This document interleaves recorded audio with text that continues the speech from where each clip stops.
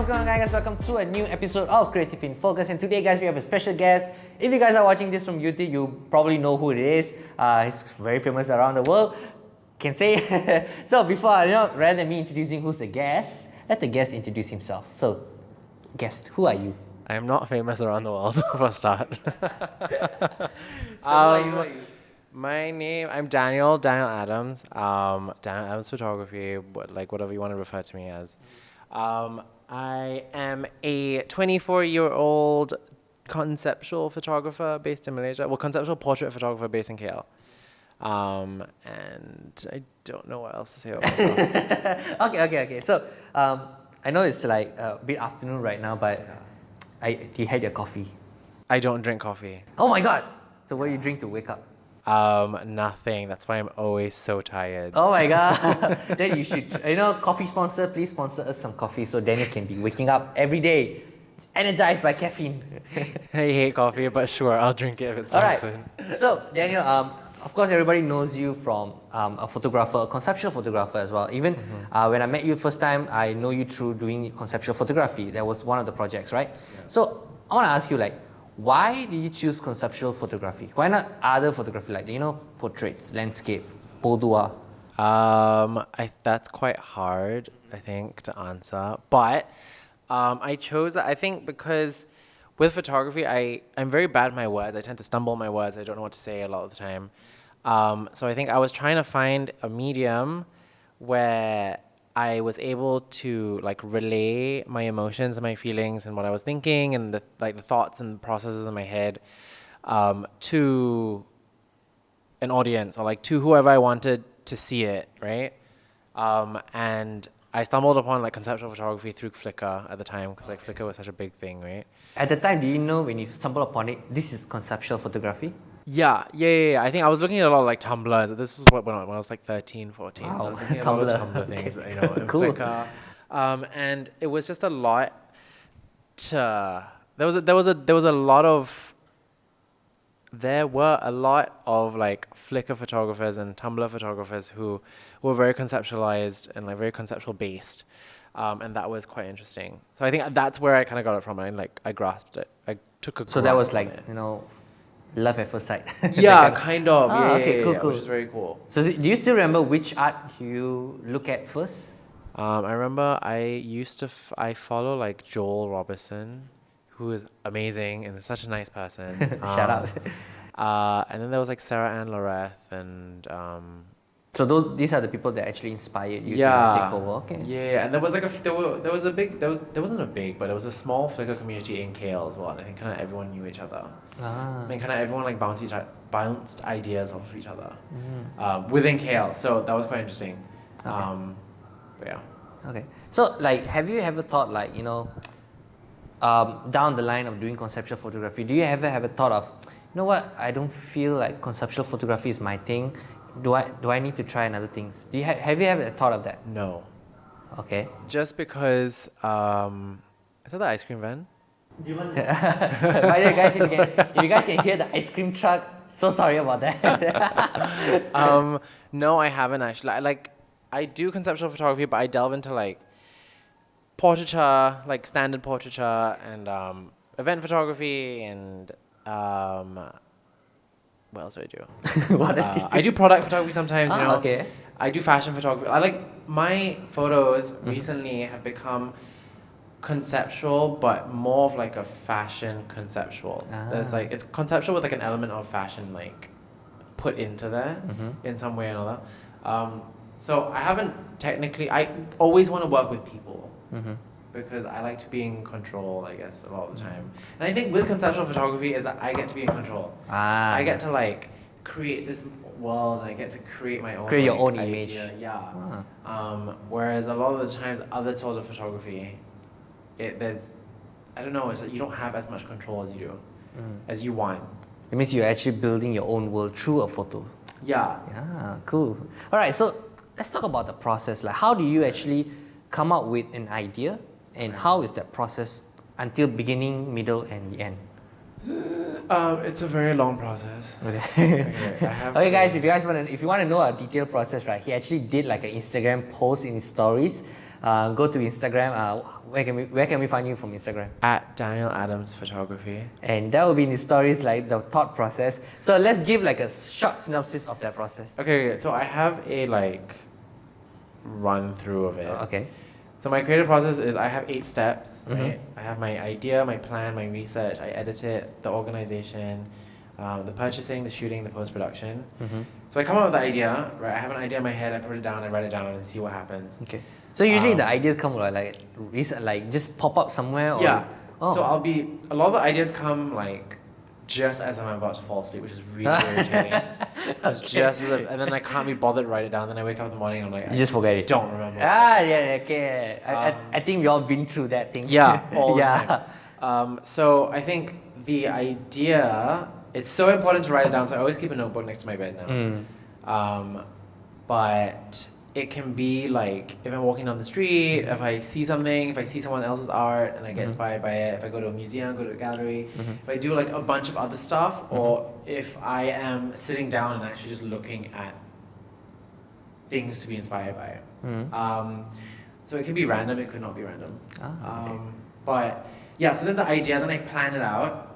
I plan out that idea, like kind of break it down and see how different elements work within each other. So when you say like plan it out, right? Like you say you actually love to work with people as well. Do you have do you always pick the person, the same person for every project, or do you actually have like you thought of this idea, or this person would be so good for this idea, or do you just do it afterwards? It depends. Okay. So that comes within the planning bit, right? Okay. Like, there are certain projects where it's just about looks that might fit a certain idea, whereas like other projects, it's a specific person that will fit that idea because of like the meaning behind the work. Okay, we will get into that. What the meanings, right? Yeah. Daniel, the mic, yeah. Oh right, yeah. Sorry guys, if you can hear Daniel's voice is like going up and down because sorry, I keep like swinging this around my bed. Okay. Okay, so this idea, then there's the planning, and I plan everything out. And then after planning it, I do my research. So I go in and like figure out. So if I want to do a project about I don't know, let's say like cultural norms in Malaysia. So I plan everything out, see what I want to do, and see what comes from my head first, and then I go and do the research to see what the cultural norms like, what are the different cultures here, and then I break it down into the different topics that I need to research for the project, and then from that I go and edit my plan. Wow. Yeah. So do you usually like because photo is like more illustration. Do you actually draw it out, like what kind of poses do you do it? If the project is very specific, then yes. Oh, okay. Like the most recent project I did, then yes. Oh. Just because like, so the most recent project I did was an illuminated road, and that was for KL 2020. Okay. And I took 20 creatives from KL who I feel are kind of paving the way for the next generation of creatives. I've seen some of them as well, but which is actually damn good. Thank you. But so that one's Shameless plug. super specific, Okay. based on each photo is like conceptualized from a bunch of answers that they gave me from questions I sent to them. So that one's super specific, so I had to draw that one out. Just so that I could like get it right whilst planning it and then shooting it. But for example, like dark skinners, that one, like we didn't draw anything out. Oh, that was just entirely on the we spot. wanted like one group photo, and then we kind of like came up with the rest after. Wow. Yeah. Wow. I from the looks of, if you guys don't know what's that photo, but go check it out. From the looks of it, right, it looked really like a planned shoot. Yeah. Like legit, you like, okay, I want this person to stand here, pose like this. Didn't look like. I think Kat had a lot of planning on her side. I think. Okay, we will have her in the next podcast. Yeah. Ask her, how was Daniel organization and planning? I think what we did was, because for that project, like, we had, that one was very different also, because we had like a casting process, we had like a styling session. Wow. We had to go and buy all the cloth to style them in. We had one of our friends who came in as a stylist and like helped tie up everything. Wow. By the way, guys, okay, wait. Do you get paid for this kind of stuff or not? No. No, right. So you can see the level of dedication when they actually use their own money to buy stuff, guys. So yeah. Everything is self-funded, which is Sponsors. great. But yeah, honestly, I need to go and find sponsors or grants and stuff. But I can't be. The only problem is that I cannot be bothered when I want to do a project. I want to do it now. I don't want like to the have urgency. to like. Yeah, I don't want to Okay. like write it down, save it for later, and then go and get a grant to create that project because it frustrates me because I'm just wasting time. So I might as well just go and do my own I might as well do all the commercial stuff. Be your own boss. Yeah, do all the commercial stuff, which is a bit boring sometimes, but Yep. it makes the money, and then I do my personal project, which is great. Right. So I mean, like you say, like finding sponsors is like a bit hard, but is that because of the demand of, conceptual photographers in KL or in Malaysia? Is it No, very low or very high? it's very low. Very low. What makes you say that? Because so I was talking to my friend the other day about this. What I want to see what I want to see in like the advertising industry here, Yep. right? It's like a lot more conceptualized stuff, a lot more like fun, exciting, extravagant, kind of like out of the box kind of thinking. But what we have at the moment is very straightforward, very blunt advertising, right? Just because the target audience, that's what they want. The type of audience they cater to, which is in Asia, which is Malaysia. Which is Malaysians in general, like they don't understand art, they don't understand Okay. conceptual stuff, right? Yep, They want very straightforward. They want to see the product and be like, oh, okay, that's the product, I want to buy it. Whereas a lot of the time, what I want to see is what like is in Italy or in the UK or in America. It's a very Western sort of type thing. And what I want to see is the very like avant-garde kind of stuff. Wow. Right? And that's all in like Italy and France and blah blah in Germany or whatever. But there's also a lot of that in like Thailand and Thailand? yeah, I'm pretty sure Oh, I've okay. seen a bunch of stuff like that in Thailand and like Vietnam and China. In Wow. China, so some really cool stuff. Wow. China as well. Japan. Oh yeah, obviously, Japan, yes, right? yeah. But like that's not what the target audience here wants. And obviously, like when I think target audience, I'm like, what are you talking about? Everyone in KL is so forward thinking and progressive. Yeah. Then you realize you're in a KL bubble and that the rest of Malaysia is not like KL. Yeah. You know, I like, mean, you if they don't want to have- cater to the whole Malaysia, it's kinda Yeah, hard. it's so different. Like the majority of people are not like the people who live in KL. I feel like the people who live in KL see so much all the time. Okay. And they may have a better understanding of certain types of like advertising and stuff, but people who live outside of KL don't. Basically outside the city. Yeah. Yeah, outside Yeah. of the city in general, like Yeah. they don't necessarily want to see complicated adverts. They just want to see Nah, here's the product. straightforward. Yeah, it's like here's the product. Do you want to buy it or not? Was that like? Do you have receive any jobs involving conceptual photography? Yeah. But they're definitely not like big. Like the very small They're more companies. smaller companies. They're more like companies who want to try something different. Okay. But also because more conceptualized images tend to be. How do I describe this? So I was talking to my other friend the other day, right? Okay. And she was saying that they learned in uni Mm-hmm. about graphic design, right? And graphic design and target audiences and advertising. Okay. So this links back to what I was saying just now. And basically, adverts with very sleek modern designs tend to be related to like the mass market with very atas brands. So then they're just like, okay. oh, I cannot afford that anyway. I'm not going to even bother looking at it. Okay. So a lot of the time they use very like basic graphic design, like just the standard like kind of ugly graphic design, so that it's not related to very atas brands and like they don't have very expensive price tags. Sorry. Yeah.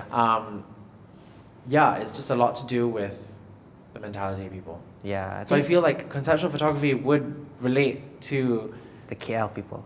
the KL people, but also relate to it being a bit more atas because they wouldn't understand it. Yeah, and then I think that's a branded item. Yeah, Probably that's they're doing yeah. something right. Yeah. If you look at Apple doing something like that, Yeah. they wouldn't question it. But if they see like a very cheap luck, a very cheap brand doing Yeah, it, no, they will be exactly. like, I don't understand what you're doing, because I understand cheap. Yeah. When they are not very branded people, their main intention is to make money. Yeah. And when they're doing ads and it's not making money for them, they don't think the relevance of No, doing exactly. doing a conceptual photography. Okay, but correct me if I'm wrong. I don't know if I'm right. Like, this is just an opinion. Okay. All of these are from our own opinion. We are not the naysayers of what is happening in the commercial. So if you guys think it's wrong, just comment below and give us your opinion. Maybe Let we me can know, share. because I'm very open to learning. But that's what I've kind of discussed with other people at the moment, and kind of that's the gist that I'm getting of the industry at the moment. Okay. So do you see in the near future, right? Do you think that because right now during MCO, right, people are trying new stuff. People are trying to get as many content out there as possible and trying new stuff. Do you think conceptual photography might have a space for that? I mean, definitely. I think conceptual photography already has a space in KL. Okay. It's a small one, but it's growing. I think the art scene is growing. Yep. And a lot of people have been coming up with very good conceptual artists, different photographers like you, Katria, and what's the guy name? John something. Yeah, Capture John. Yeah. I think there is definitely a market for it. I think it's slowly growing. I think the arts industry is very segregated, but there are people who want to make it grow and kind of bring it together, Create a demand for it. Yeah, create a demand for it. I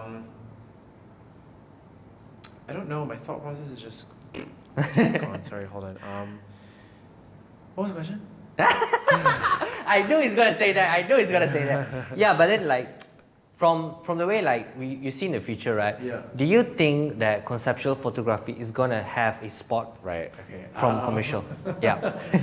I don't think here, at least. Oh, it's not in KL. I think there will be a few bits and pieces here and there. I just don't think it's gonna be the main go-to kind of thing. But also conceptual photography, well, mine at least, is very weird blend between conceptual photography and fine art photography. So it's a conceptual fine art portraiture. Oh, okay. I don't know how to describe it honestly, so I just say it's conceptual photography. There's I don't know, it's just the commercial work that I do is not conceptual. The commercial work that I do is very standard. Yep. Standard portraits, standard commercialized looking jobs. Yep. And work that pays the bills and helps me survive. Yeah, I mean, there's no wrong in that. You Yeah. have to pay the bills somehow. Also the conceptual stuff, it's my own ideas, and I like doing that, and it's my own personal projects, so I create personal projects. But because I'm creating personal projects, it is it making, helps my portfolio. Yeah.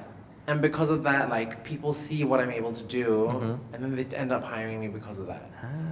Or what I'm. So you're producing content because then people might approach you. Hey, you know what? I like this idea. Why don't we can try this for our own brand? No, exactly. So people approach me now because I've worked with topics of diversity and inclusivity. Oof, so nice. They're coming to me and trying to do that. August Man reached out to me and was like, hey, we're doing a spread based on diversity and inclusivity in the industry.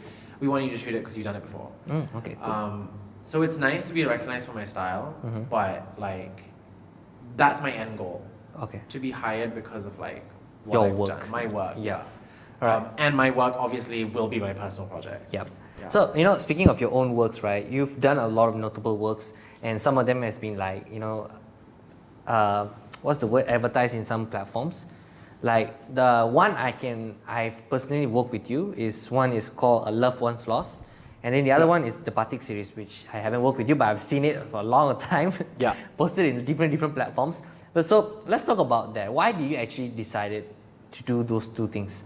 Let's start with A Loved One's Lost. Okay, so A Loved One's Lost, I decided to do because my mom passed away 3.5 years now, 3.5 years ago.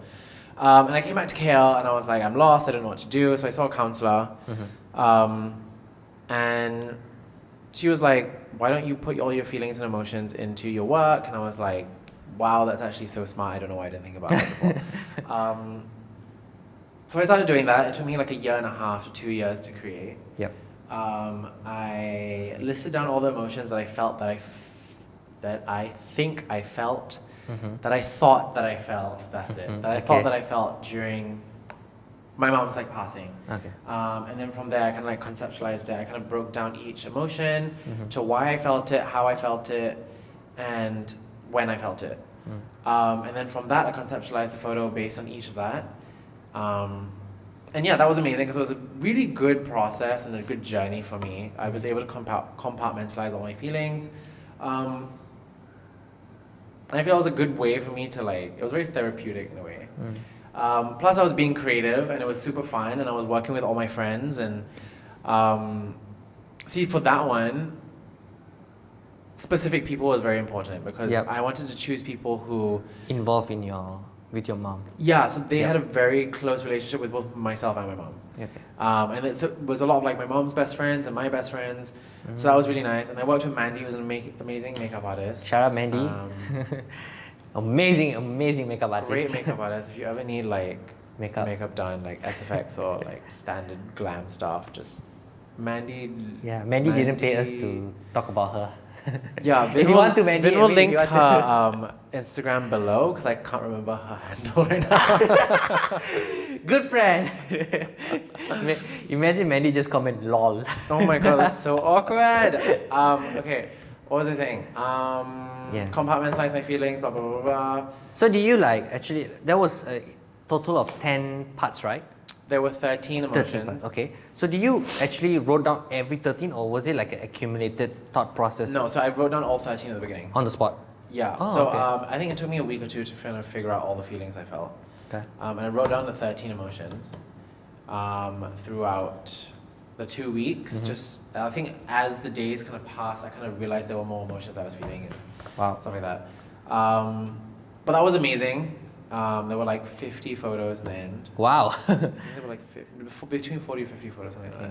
At the end, you eventually sold it off for charity, And right? yeah, we had that big exhibition that was really fun. That was a very stressful time. I can see that. Oh my god. I think I contacted Cancer Research in November 2018. And then I had the show in September 2019. Wow. No, wait.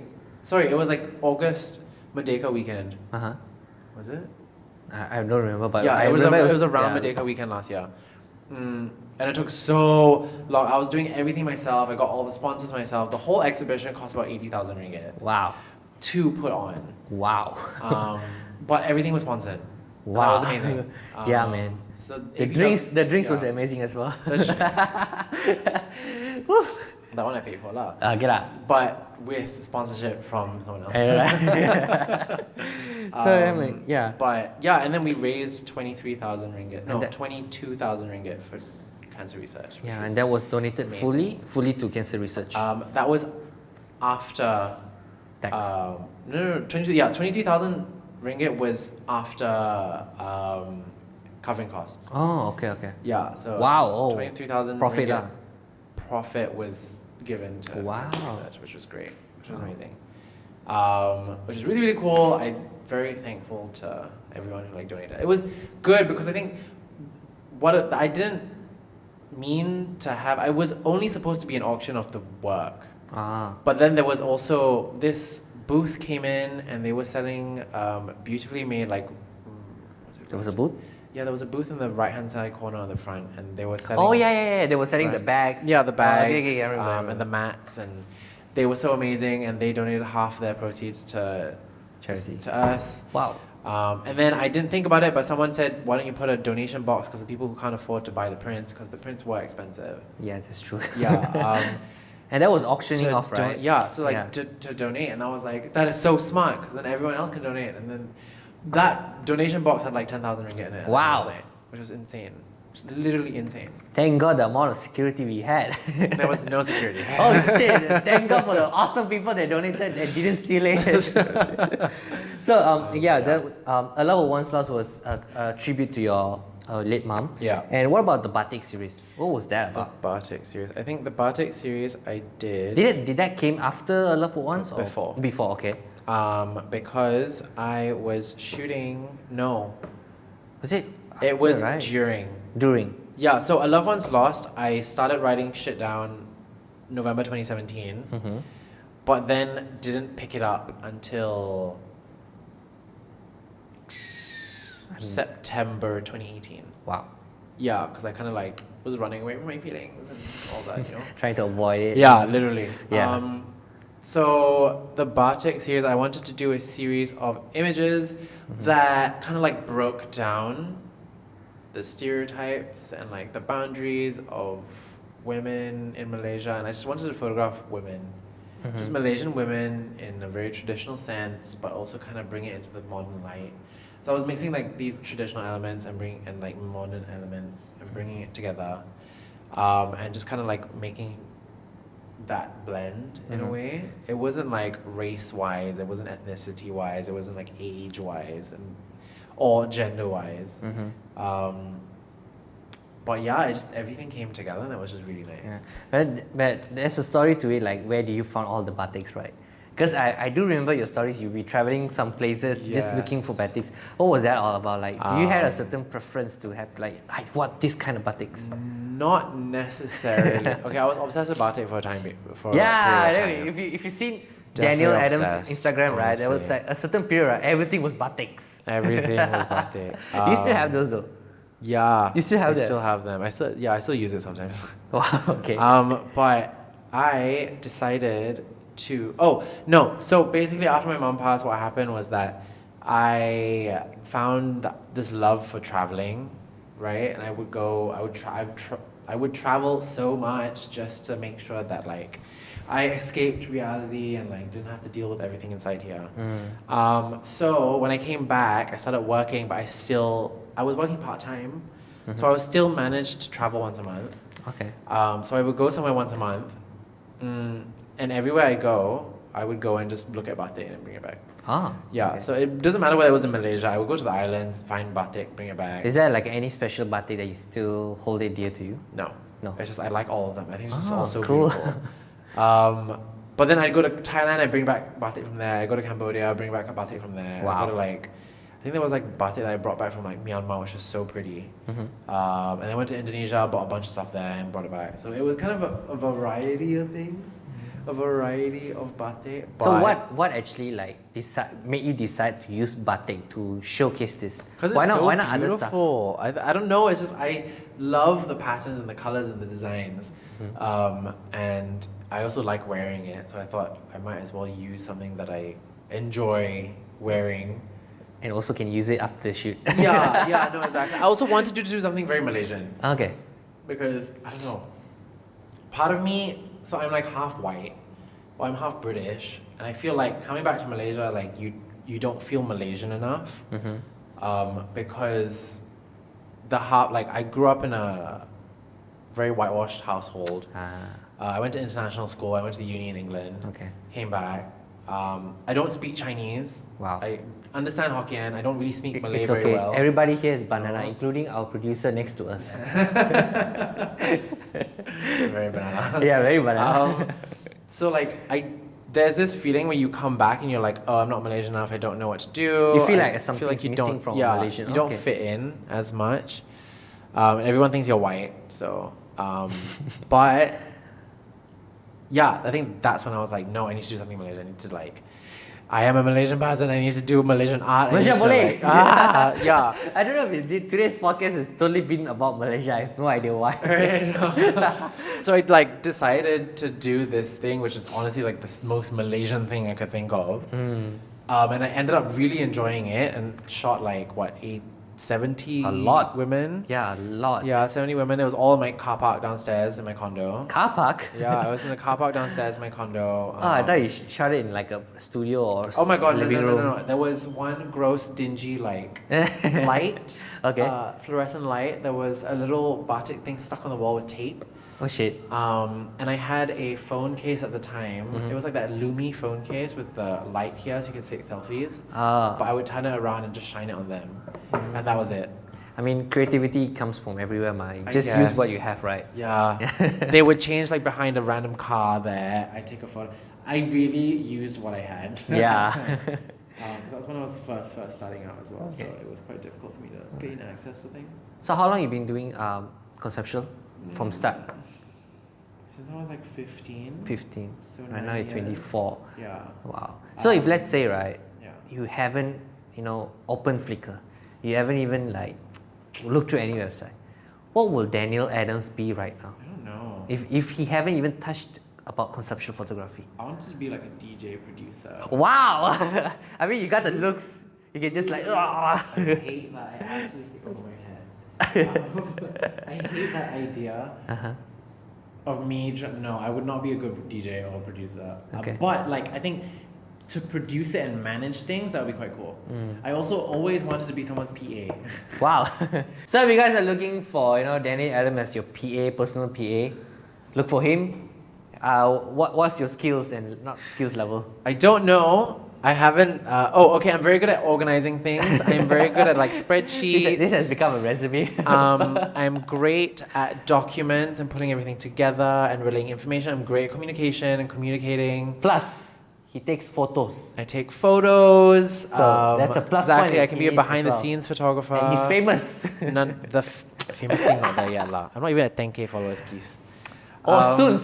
You'll get there. But yeah, I kind of always wanted to be a PA for some reason. I've always wanted to be like, pick up the call and be like, no, that person's not busy today. Don't talk. Don't call. Not again. busy today. Oh He's shit! busy today. That person is busy today. Don't call again. And then put it back down. I've always wanted to do that. Wow. I mean, you can still do that, but you can. I pretend I'm my own pretend PA, you're okay. right? You can do it. This is what I did when I was first starting out in my own company. Yeah. Because like if you want to reject someone, if you reject it from yourself, it looks kind of like, man, this guy is a bitch, man. He keeps rejecting me. Yeah. What if it's better if a third person rejected the offer? So what I will do is, I have a fake name called, I don't know if my clients are watching this, but I have a fake name called Kevin. Wow, okay. Okay, my Kevin is my accountant, my producer, my everything. So every time when a phone call comes, hi, my name is Kevin, may I know who it is? If I don't want the project, I'm so sorry, we are actually tied up for the next 3 months. Will you be okay with that? And they'll be like, and then just shut down. Or, through email. Hi, my name is Kevin from accounting. So, if you want to chase money, use a third person fake name lah. I feel like you've just released all your secrets. I know, right? But now I'm not doing it anymore because I still do my own calls and my emails, okay? I will say my name's Vince. Kevin has been retired.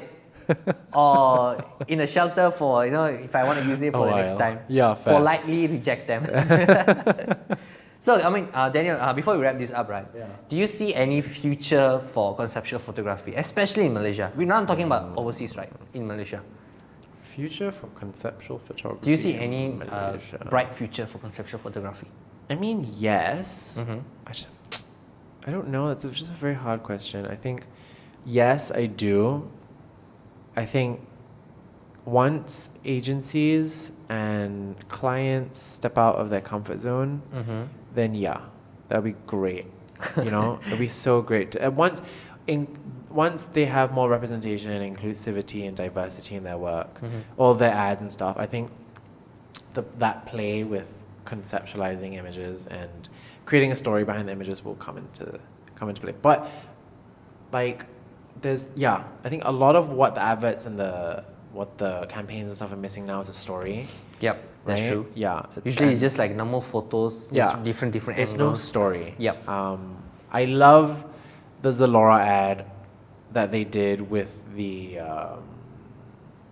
TikTok one? no, the one of them going in the elevator and it's like from all the security cameras and that was very cool. Oh. But a lot of what the campaigns are doing now is just getting a bunch of influencers together and just dancing around in a studio. You want to plug that ads? I'm sorry, not to offend anyone, but it's just a bunch of influencers dancing around in the studio and just wearing clothes. What is? I don't get it. Yep. There's no story to it. If there was a story implemented into that ad, I think that's when the conceptualizing of photography or videography would become more important. Yeah. Yeah. All right. So story is important. Yeah. All right. Super So important. Daniel, do you have anything else to talk to? Tell this to the audience before we wrap this podcast up. Do I have anything else to say? No, actually, I don't. Yeah. I probably do. Okay.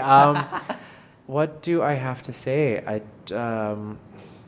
If anyone is a budding I don't know, conceptual photographer and wants advice, just message me. My DMs are open on Instagram at Daniel Adams Photography. Yeah, bring him to 10K, guys. Because I remember the last time was that was a time, right, when Daniel Adams was quite famous in the Instagram page where everybody wanted to promote him to make him about like 3K.